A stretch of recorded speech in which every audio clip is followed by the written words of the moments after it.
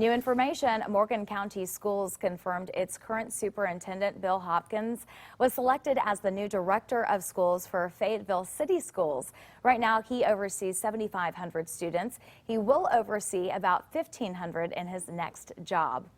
And Superintendent Hopkins joins us now. Thank you so much for being with us this evening. Thank you for having me. And congratulations on your new position. Thank you. We're so excited. My family is tickled to death. Today, Governor Kay Ivey announced that sports teams can start practicing again. So what is the next step in the process for your district to get things up and running again? Well, we're going to have a meeting with our system-wide athletic director along with some coaches, and we're going to prepare a plan that will get everyone involved. We need to see the input of everyone that we have in our system and make sure that we don't just turn everyone loose. We want to make sure that this is something that we don't. We want to keep the curve flattened, and we want to make sure that our students are kept safe even in this process. Have you spoken with team coaches or parents, and what are you hearing from them? The coaches, they're anxious to have their student athletes back with them. They love those students and they want to work with them. Parents, some are excited, some are nervous. Some, there's different levels of how people feel the virus has affected people and their level of the security in this. And so that's the reason that we want to make sure that no matter what happens, that we provide them with a safe environment, no matter what their level of concern is.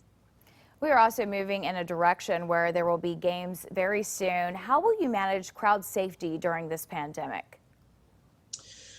Well, that is a huge concern for us. We're going to make sure that we follow all regulations that have been given to us. I think we had graduation. That was a good practice for us to watch how people interacted with one another, how you were able to handle large crowds, even though we only had 50% occupancy at our stadiums. It gave us a good example of what it would be like if we're able to have large events in the fall.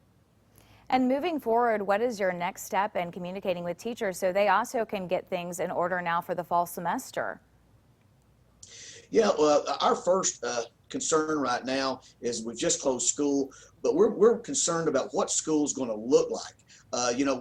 Everyone wants to talk about calendar, but I want to tell you our largest concern is not when school starts, but what's it going to look like with 30 students in a classroom? What's it going to look like with 75 to 80 students on a school bus? Those are the concerns right now that we're looking for. Where a lot of the concern you see people talking about, when are we going to start? I think that our first concern is to make sure that we're able to keep our students safe in whatever environment it is that we let them have. Also, a month ago, you never would have thought we'd had graduation. So everything moves so fast. It's very difficult to say exactly what you're going to do. You just have to have multiple scenario plans. And you talk a little bit about what school will look like with kids in the classroom. The last time we spoke, you said there were some real successes from the blended learning program. Do you anticipate implementing any of that into the school year, maybe a combination of in the classroom and blended learning? What are your thoughts on that? I do. I feel like that we've learned so much that we do like some of the blended learning things we've done. We think that will benefit all of our students going forward.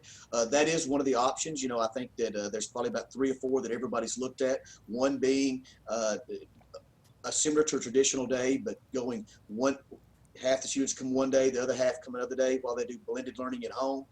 There's just so many different things that we're looking at this time that we're just not sure about. But I think that we learned a lot and we've really grown because of what we've done virtually. What happens if a teacher or a coach falls into that high risk group for coronavirus and doesn't feel comfortable going back because of the concerns? Well, the state's done a good job of giving us regulations. We've already brought some of our faculty and staff back, and we have had some that have sent us letters that, requesting not to come back due to they being in that high risk category. And we've excused those individuals. We work with that on a case by case basis, and if they fall within the guidelines, obviously we're going to prove that, and we're going to work with them. This is, uncharted territory. I don't think there's any amount of experience that allows you to be good at this. So we're all just kind of learning as we go. But I think that when you take each individual situation to itself, it works best that way.